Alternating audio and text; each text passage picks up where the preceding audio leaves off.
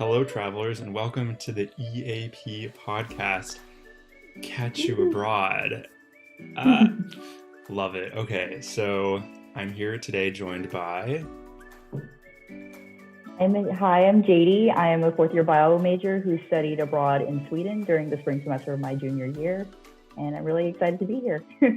Awesome, yeah, and just to introduce myself, I'm Mark. I am now the new podcast host. We sort of changed gears, and yeah, I'll be leading the charge now. So um, today's podcast is going to be a little bit more COVID centered because I know that um, that's going to be a pretty big topic, especially for next year when a bunch of students are going abroad. So to begin, I thought we could like reminisce a little bit about like the good times of going abroad.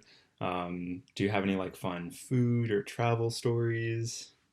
Oh, for sure. I absolutely love my time in Sweden. I think I was there for almost about 3 months. It was cut short due to COVID, but looking back, it was definitely a crazy action-packed trip, and I absolutely loved it. And I definitely hope to go back there. But yeah, there are lots of memories, and I really got a flavor for the culture. So definitely, if you're looking to go abroad, please do. You will be well taken care of. In general, to be honest, Sweden isn't known for its food, but the one thing that it is known for is its desserts. Like one of the a huge Swedish custom is something called fika, which basically doesn't really have an English translation, but it basically means a coffee break that you get with friends. Swedes love their breaks, like it's built into their day. Like throughout each of my classes, my professor would just call a break and he says, "Okay, let's go get fika," and it's basically just a time for everyone to just run off to a coffee shop. Or every single classroom had a coffee machine. It was basically a time to just take a few minutes just to sit back, relax, and talk with friends while enjoying your coffee and sweets. So that became a huge part of my day, and I really got to sample all these amazing Swedish pastries in their coffee shops. And all these coffee shops, I would put all the hipster ones in the U.S. to shame. So fika was like a huge ritual of mine, and so I'd say like my favorite food memory was definitely of the pastries there. Luckily, like I try not to eat too many. It was definitely hard when coffee breaks and sweet breaks were just built into your day. But that Yeah. was something that I definitely miss while I'm in the US.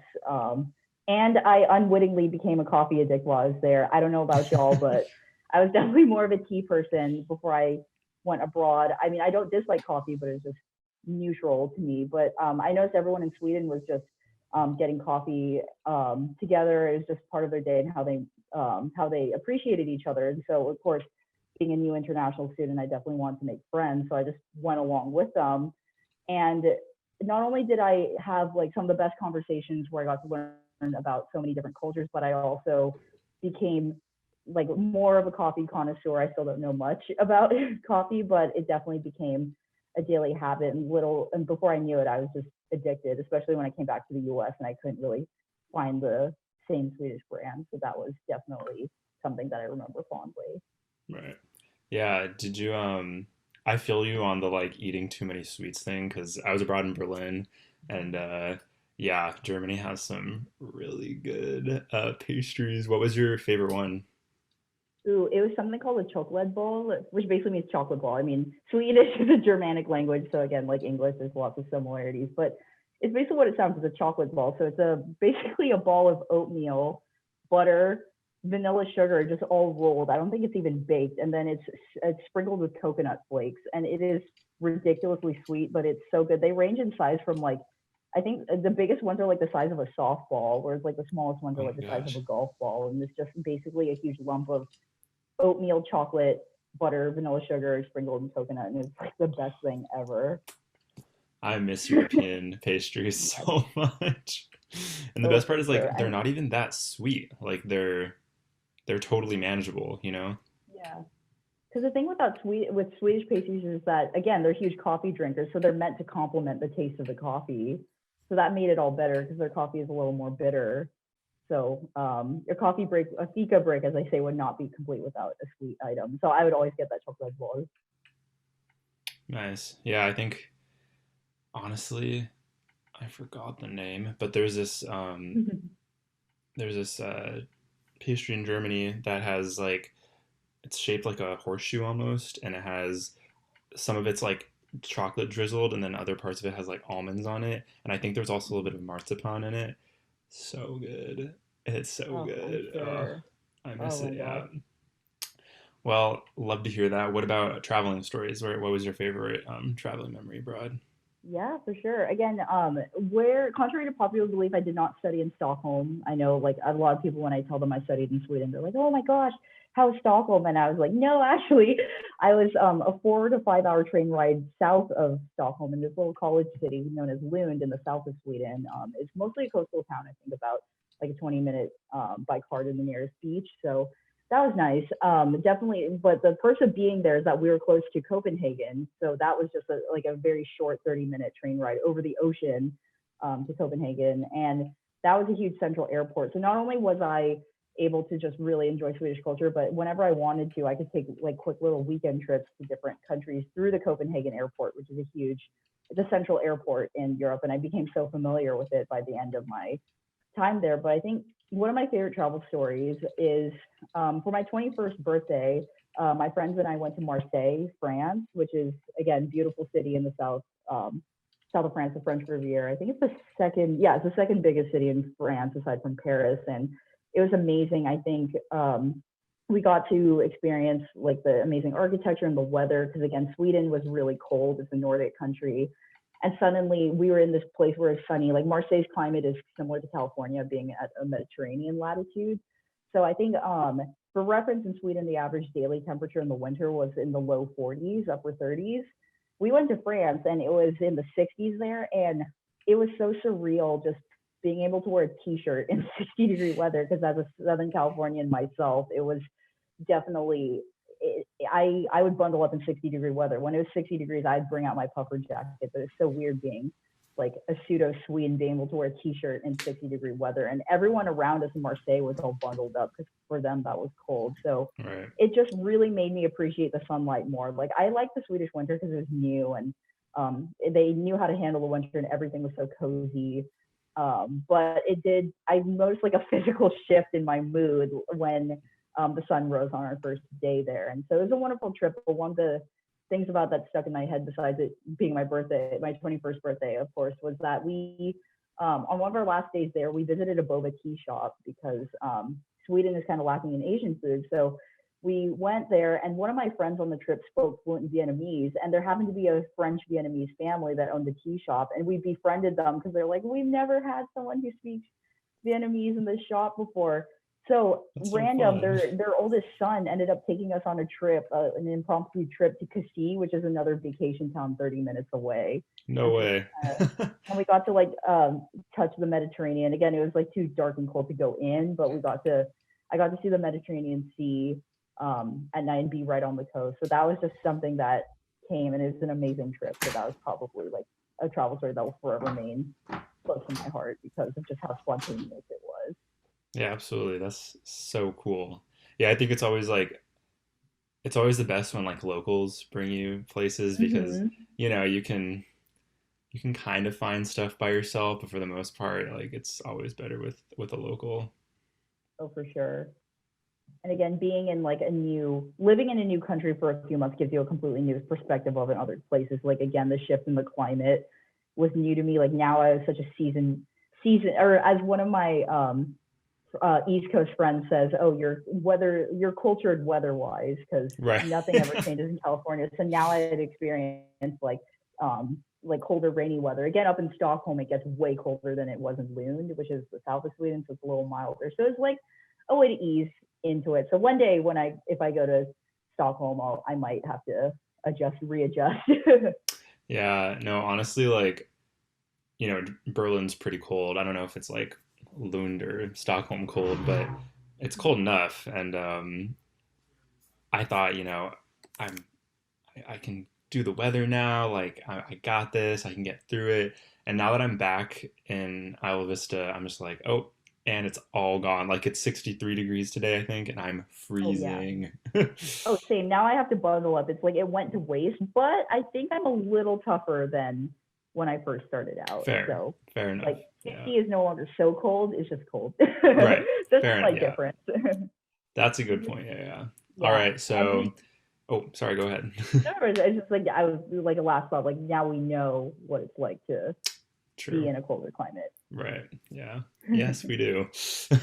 um, but yeah, so that was the nice fun stuff, and now we get to move on to the COVID. So, Let's hear it. um, you know, a couple of different things with COVID. So like to first ask you, like, how did you like first hear about it? Like, what were your initial thoughts when it was kind of starting to spread?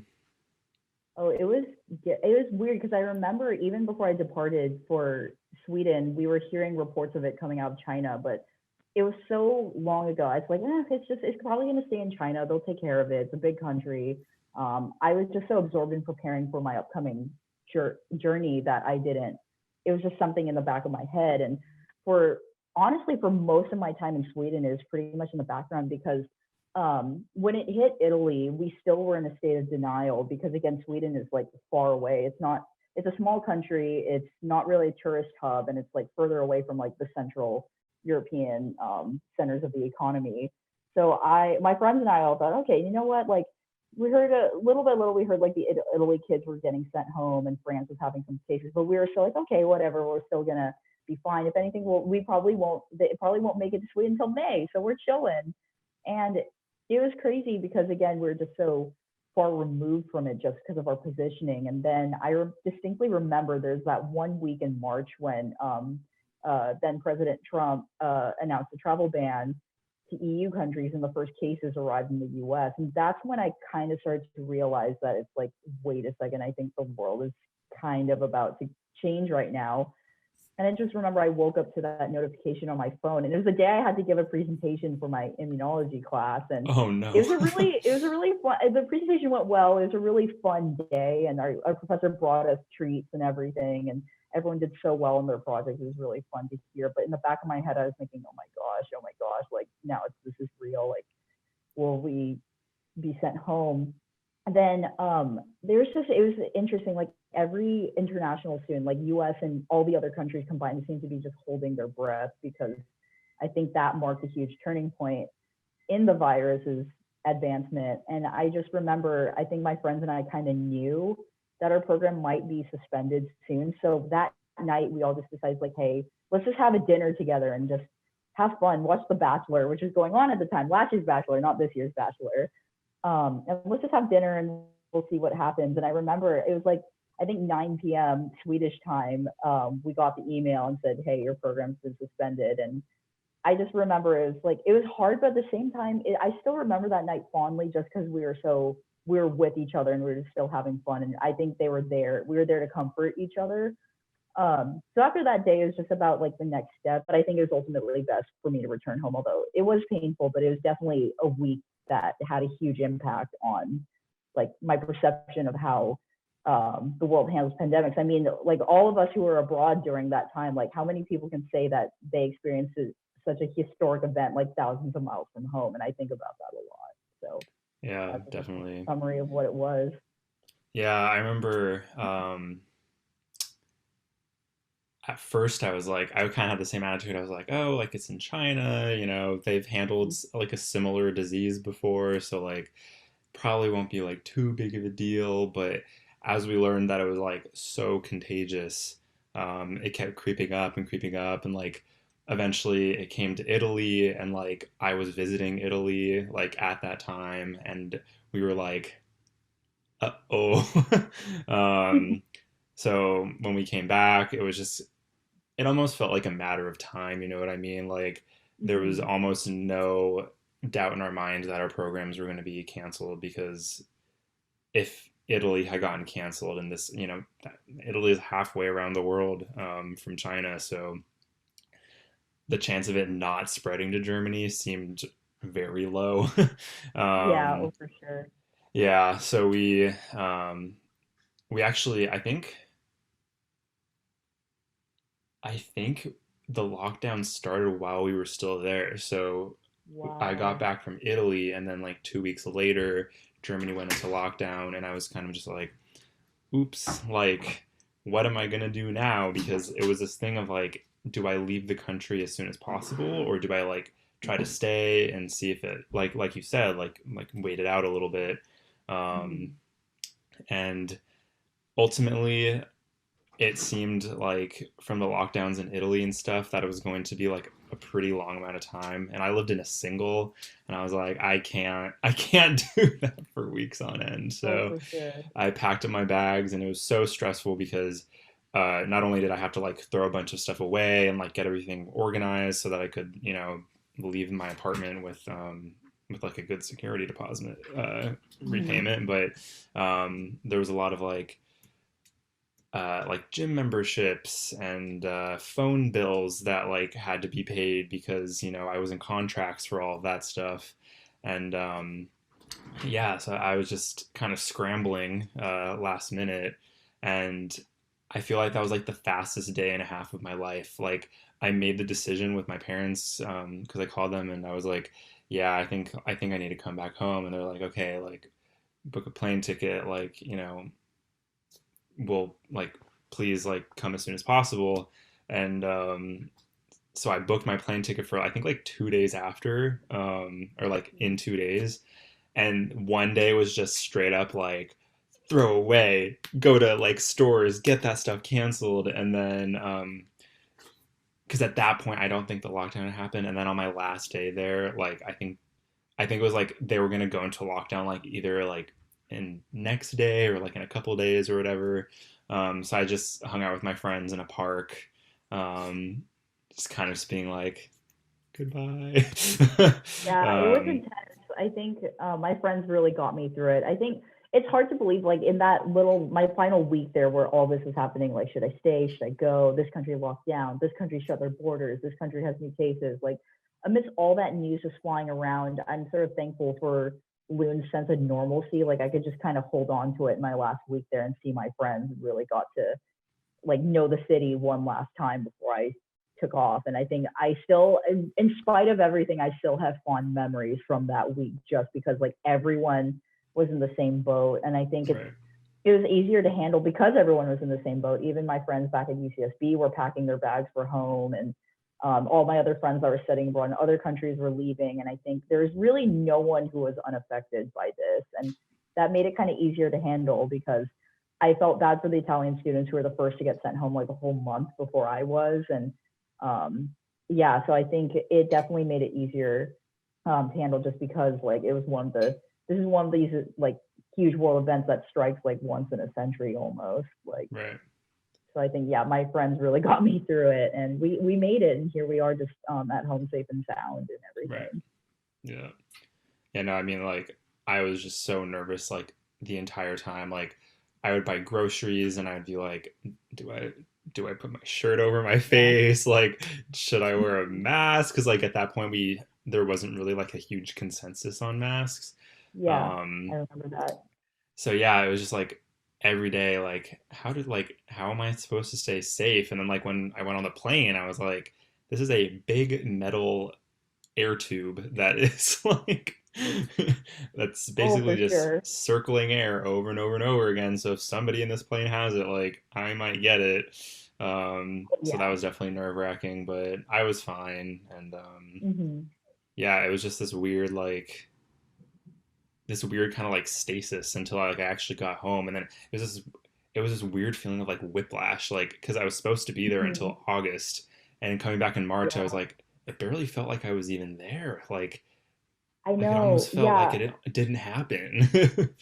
yeah, same. Like, I think yeah, I think the first 2 weeks in quarantine, I didn't even think of Sweden at all. I mean, besides from communicating with my friends in other countries that were also home, and keeping up with them, making sure they're okay. I kind of like, I almost couldn't look at my pictures just because I was like, oh my gosh, I was supposed to be here for 2 more months, like Yeah, till June or like late May or whatever. Like, I can't believe this has just been taken away from me like that. And right. yeah, it was whiplash. Like, that's a great way to describe it.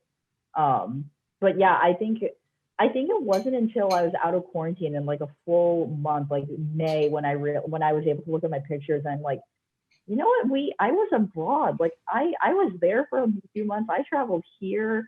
I like am aware of this. I have so many friends in other countries that I wouldn't have met, and it's like slowly it all became to ease. I eased back into it and thinking like I was there. Like it was a real, authentic experience, and I think it's good to just be proud that I was there and that I got to familiarize myself with like European culture, and it helped me define it. It was a huge turning point in my career as a biology major because of the class I took out there that wasn't available at UCSB. So I think a full month after I got through the whole like sadness of it ending, I realized that like it still was an experience, even if it was short. And I think of all the people that have had their programs like taken away from them because of COVID before they even got to go, and that's sort of what shocked me back into thinking, you know what, like we were there and we really like got the most out of it. So I think that's the only thing we can do at this point.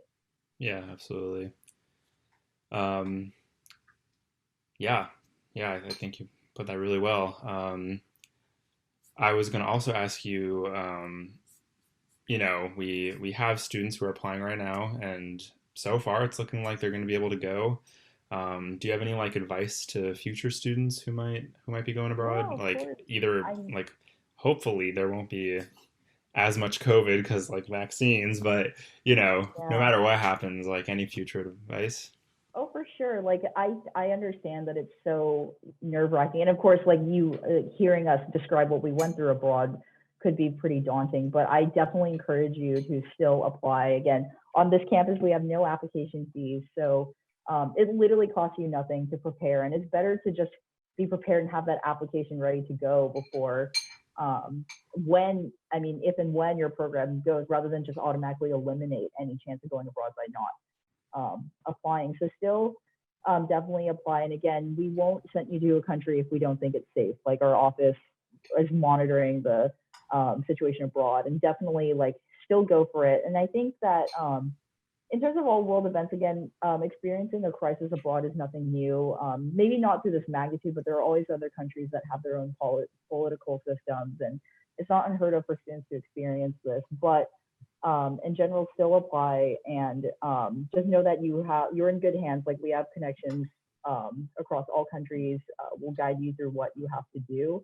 If anything, take it as a learning experience. I think I'm not saying I wish COVID on anyone, but I think as a bio major, being able to experience a global pandemic as I was taking an immunology class was really powerful to me and impactful. And it made me really want to get into that field and do my part to save other study abroad programs from future pandemics. And I think just take it as it comes and just know that you are safe and protected no matter what, and that there's no harm. Like, honestly, like make what decision is ever best for you, whether that means staying or going. And definitely know that you're in good hands, and you'll still have the experience of a lifetime when you go. So please give the application process a try, and we're here to help you throughout all of it.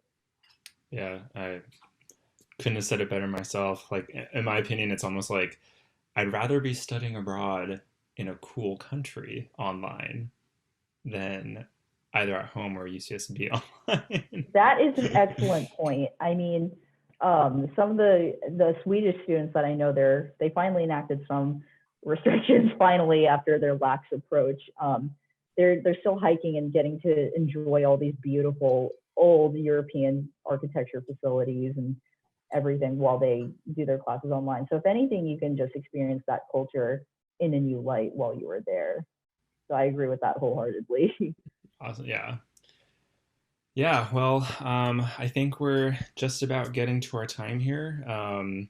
If you have any questions, feel free to come to PA office hours. Jadie and I will definitely be there to help you out, including 6 other wonderful coworkers.